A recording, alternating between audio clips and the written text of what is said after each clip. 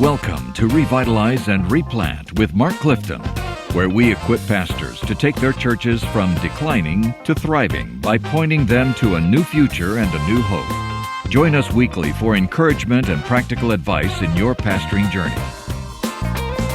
Welcome back to Revitalize and Replant with Mark Clifton. And today we have the regular crew going. Hey.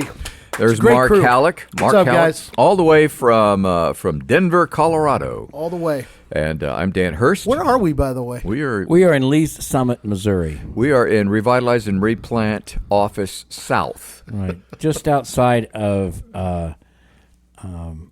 Knobtown. Oh yeah, we have Knobtown here. Knobtown. Yeah. So we're in the basement here of the Hurst Taco Ranch. That's right. And so we have our little podcast studio set up here.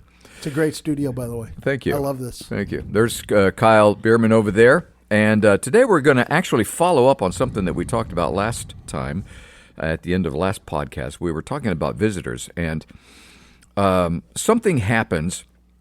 One of the things that happened in our church, and it happened just last weekend, as a matter of fact, at the time of this broadcast, or at the time of this recording, I was talking to our people, and we were talking about Exodus 15, or Numbers 15. I mean, I think I said that we were in Exodus. We're actually in Numbers. Yeah, you 15. said Exodus in the last. I did in the last podcast. Okay, well that last. So everybody is turning to Exodus 15, going, Yeah.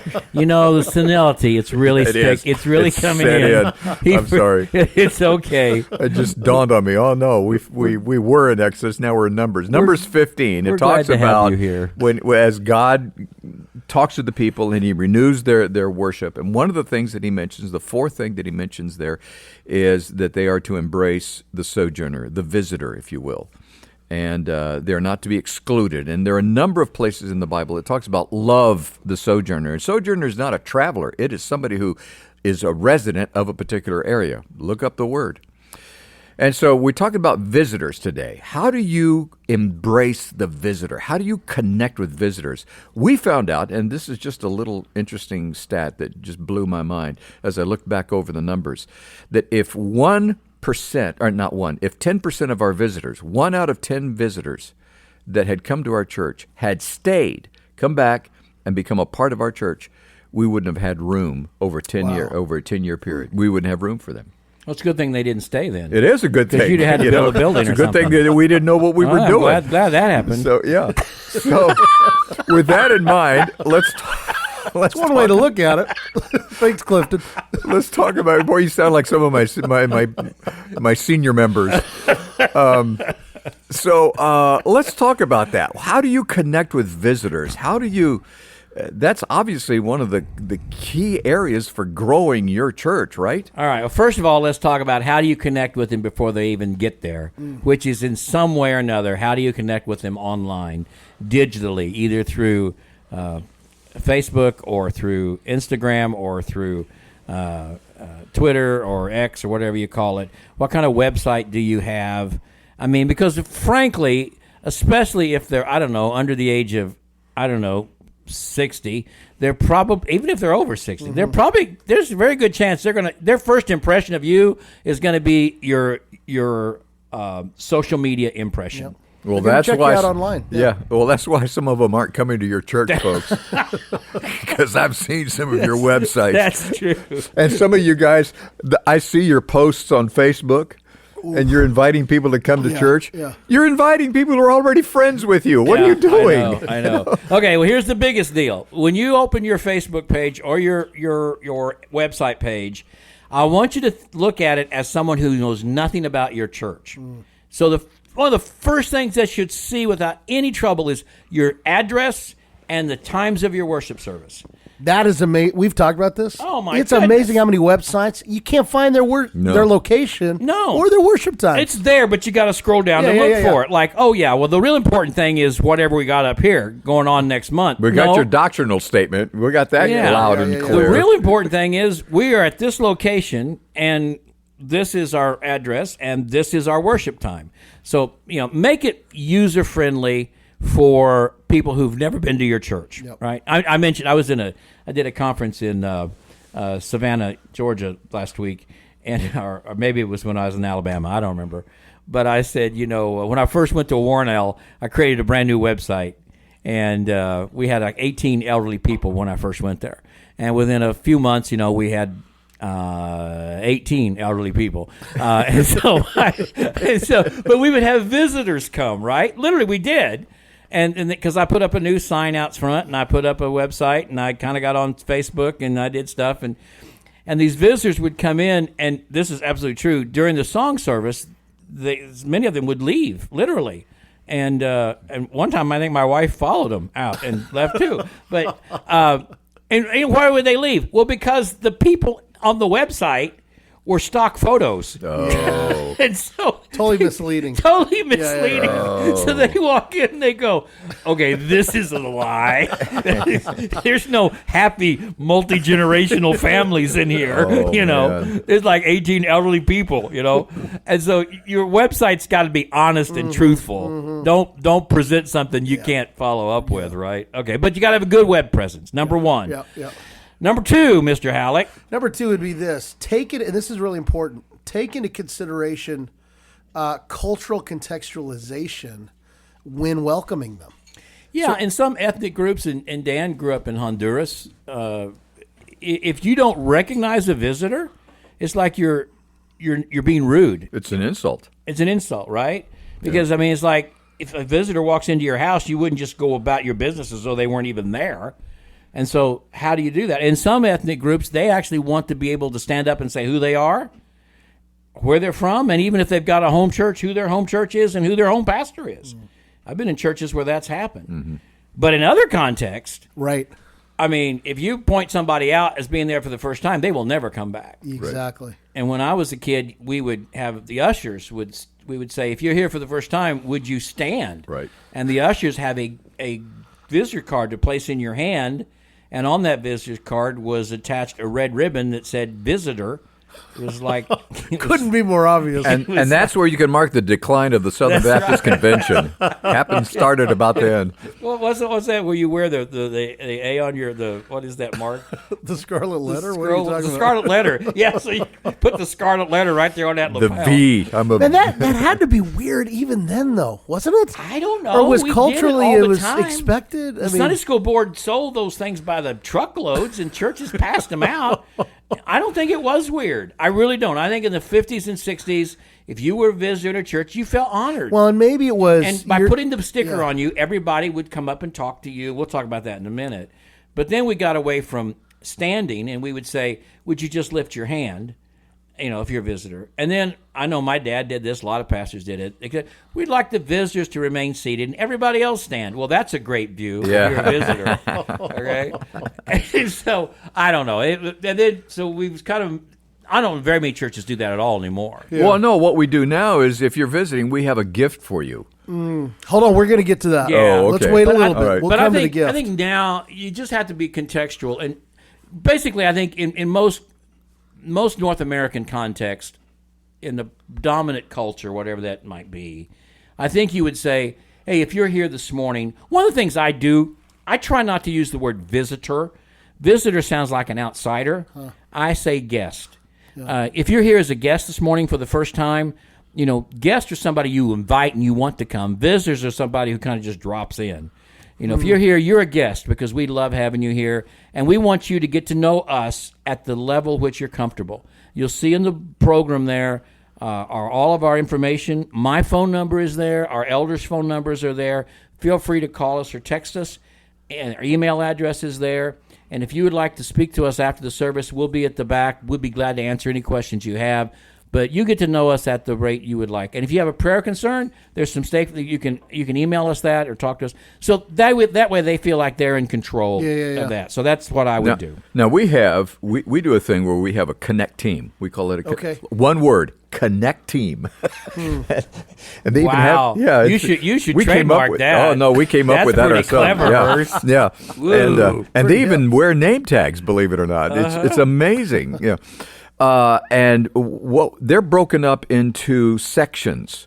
So they each have a responsibility for a particular section of the room. Oh, I like that. And it's their job to make sure that they say hello to people and they get to meet people. And if somebody is visiting, they find out who they are. And if they sense in talking to them that they'd like to meet the pastor, that they'd like to meet they come get me and I want you to meet these people that are visiting. They want to say hello to you. Okay, great. And so that's why. And by the way, that's one reason, pastors, why you don't spend time before the service studying your sermon. You need to be studying your people. Amen. And so the Connect team will come and get me, and I'll go and meet the people and say hello and that sort of thing. But the Connect team does that every Sunday. Maybe we've talked about this. We did the exact same thing early on. So our sanctuary, old school sanctuary, we had 20 pews on the left, 20 pews on the right. And we broke it down into teams, same thing, and said, and I just cast a vision for like these two families. Because here's the deal. What we found is 90% of people sit in the same areas every single Sunday. Right. So the vision was, what if we built community on some level within those areas? Exactly what you're talking about. I look back to that and go, that was key, actually, in our early growth as a church. That's a really good idea. Because people feel loved, and there's intentionality, and then your people get excited, and you get little kids and say, hey, I want you to say hi to everybody in these 4 pews every week. Learn their names. And one of the things that happens is they also introduce them to somebody else. Yep, exactly. So it's not just meeting them, saying, oh, what's your name? Now I know your name. Now I want you to meet this person, or or if it's a young family, introduce them to another young family. I love that. That sort of thing. And there's a connection. The Connect team connects.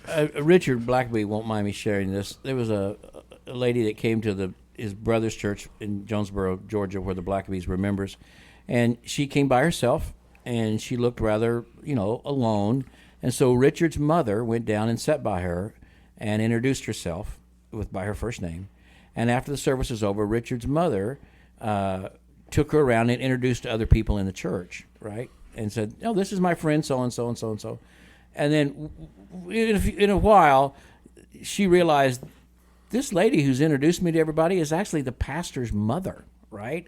And yet she said, I felt so welcome, and I felt people knew my name because this person had introduced me to everybody. Yes, just introducing yourself and then saying, "Hey, I want you to meet somebody I just met here. This is Karen, and Karen, this is Sarah here," and it just makes you feel so much at home. So yes, doing that. Let's talk about gift bags because that's a big deal now. Okay, hold on. Can we do one other thing before you can that? Do whatever you want. Okay, here's the thing we wrote down, which is good. Okay, how do you or should you gather information? Yes. So let's talk about that. Yeah. So once they're there, let's say they feel loved, they're feeling encouraged, they feel like, well, how do we now get some data or information on these folks once they're there? Yeah, we have a door prize at the end of each church. No. You could win a trip to the Holy Land. Well, you could, but you won't.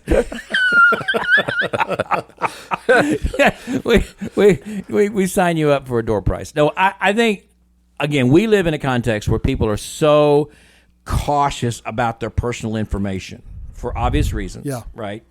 It didn't used to be, you didn't have information online. So if you gave somebody your phone number and your address and you gave it to a church, you figure that's the only place it's going. Now, there are some people who don't want to give any information out to anybody. Yeah. And so I think what you have to say is, and you have to be cognizant of this, we would like to get to know you at the rate you would like to be known. So if you would like us to contact you and call you, please submit your phone number. It's here. Do that. If not, that's fine as well. Yeah. And then if you don't contact them, they go, well, they can't because I told them not to. I mean, it's kind of like that. Right. But that's the formal way. Yep. Informal way, and this is hard for me to do because I don't have a good memory about stuff like this, but if you're a pastor of a normative-sized church, once you meet them, you ask them their name and find out anything you can about them, and then immediately before you forget it, if you got you used to carry a little notepad, you write it in a notepad, but just put it on your iPhone, write that down. So you're getting their information just verbally. Yes. That's the best way to do it. That way they don't feel, you may not get their phone number or whatever. Yeah. You may get their email address or something like that. I'm just saying it's not easy anymore. Right. It's not a simple matter of getting them a form, say, fill this out and turn it in. That's right. That's right. I just think you'll get some of that and you won't. I think if you give them a form, you say only if you want to, if you feel comfortable with it. Okay, that's good. That's good. And I know this because there was a couple at Warnell. She was a believer. He was not. They visited lots of churches. He didn't want to go to a church. But when he came to our church, I said just that. And I'll never forget, she told me, she said, my husband said, well, if we're going to go to a church, let's go to that one. Because that guy respected my privacy. Wow. I don't know. Maybe I'm making too much of that. No, but I think, and so they did. And so I think that was good. I love we that. give the I people, still don't know who he is. I don't. No, that's not true. We give the people an option, and it's along the same line of what you're talking about, and that is that we'd love to know who you are. If you'd like to know more about us, Yeah. You can share some information. And we'll send you. This is what we're going to send you. And I tell them exactly what it is that we're going to send good. them. So they know that that's how we're going to use it. And I tell them we don't use your information for anything but sending this information to you. As a matter of fact, we tried selling it and nobody wants it. But send us, we'll send you that information if you give us your information. Right. The other option along the same line that happens at the same time is this is where the Connect team comes in, and that is they have introduced themselves and they've gotten their name, and they do write the name down. Yeah, that's important. And they will also write down if they are a guest of somebody. Yep. That's they're visiting with someone, that sort of thing. Well, I'll tell you what, if people do volunteer that, they fill out, we call it the card, then you better follow up on that. We're going to talk about that in a minute. But before, if they come a second time, particularly, it's a little hard. I think on the first time you got to be cautious about it. Hopefully, you got enough emotional intelligence. You'll know if it's okay to ask on the first time.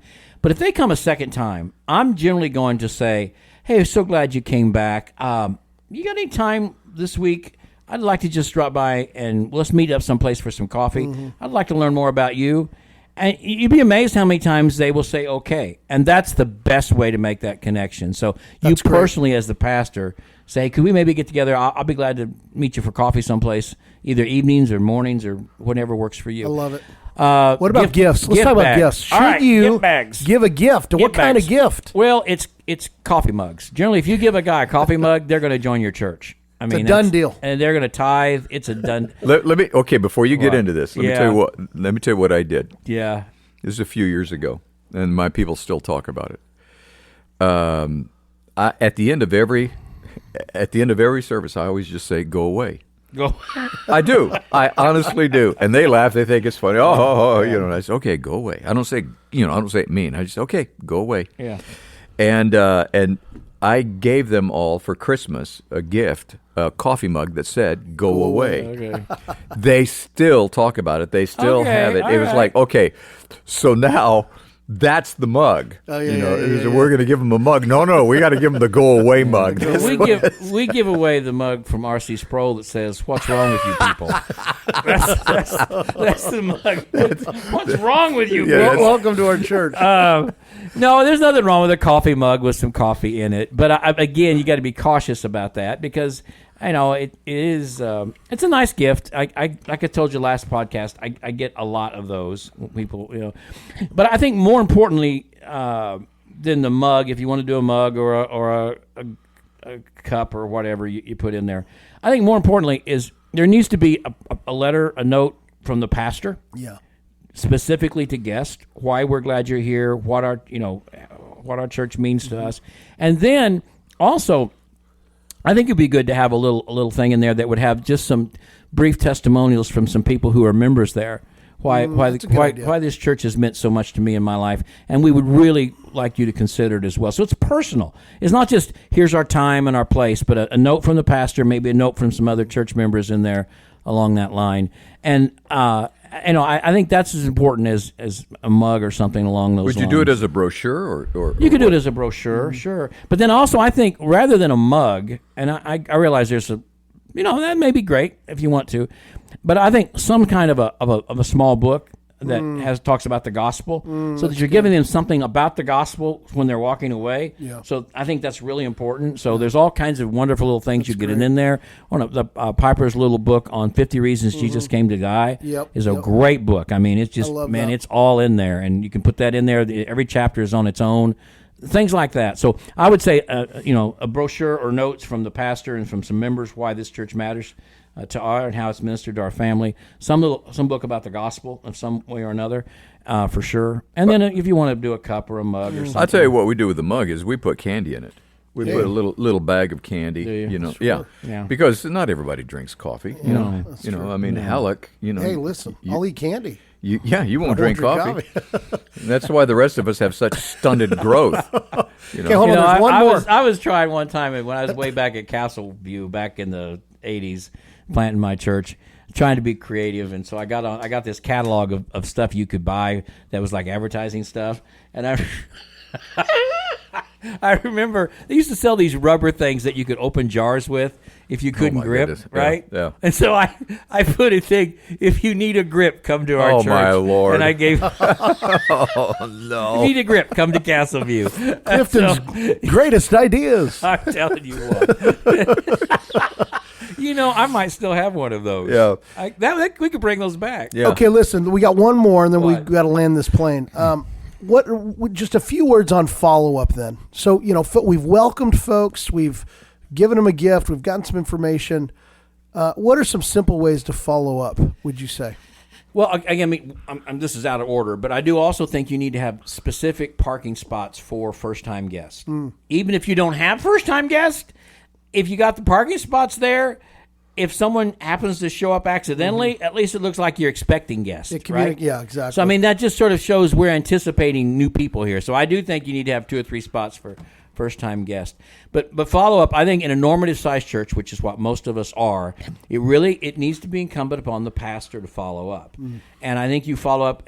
Once you get their phone number or their text number or their email, I think that day, Sunday, you give them a text. I wouldn't like necessarily call them necessarily, but text them on Sunday or drop them an email on Sunday and say, hey, I'm grateful you were with us today. Just want you to know I'm here if you need anything. And actually, you're going to be in my prayer this evening. Look forward to seeing you again. I think the immediacy of that is really important. Means a I lot. think you can do that on Sunday. So I would definitely do that. That's great. How do you follow up?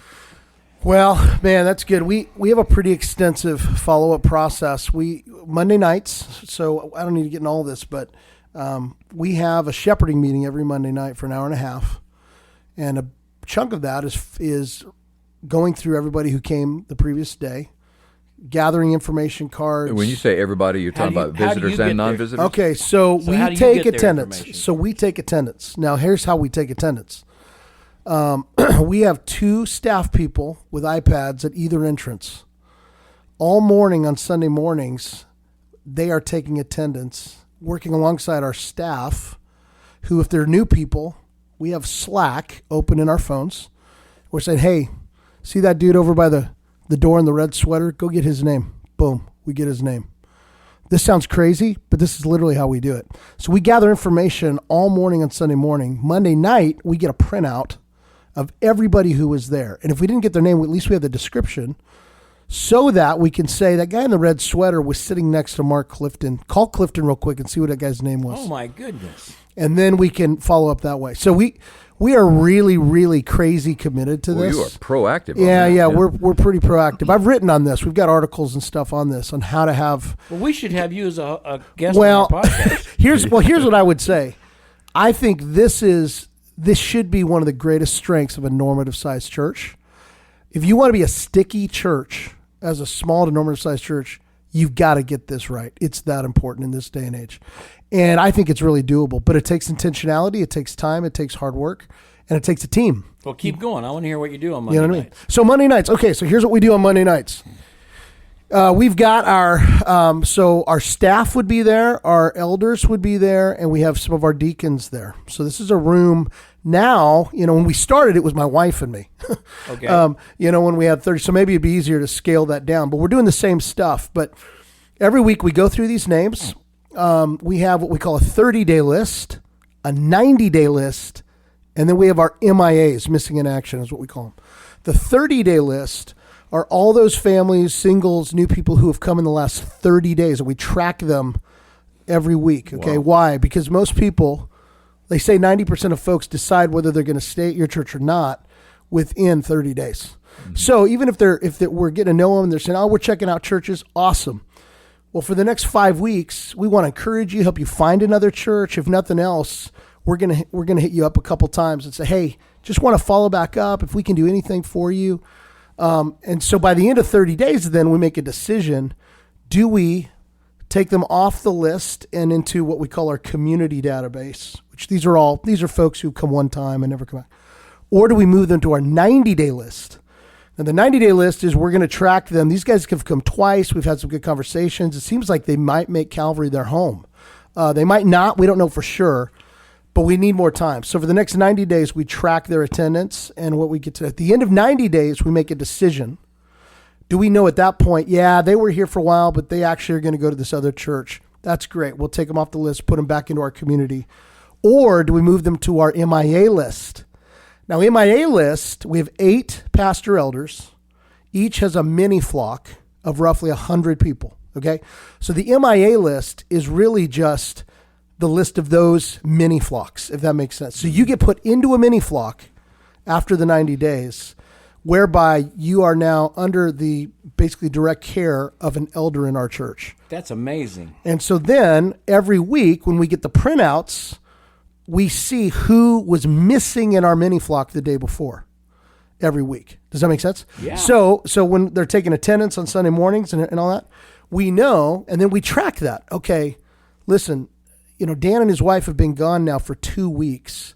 I need to give them a call and make sure they're doing okay. Yep. And we do that with everybody. We do that with kids, with everybody, so that we know what's going on with you. We can track, whether are we seeing a drift there? Are there reasons why we know what's going on? We also in our MIA list ask the question: have they been coming to worship, but are they in a small group?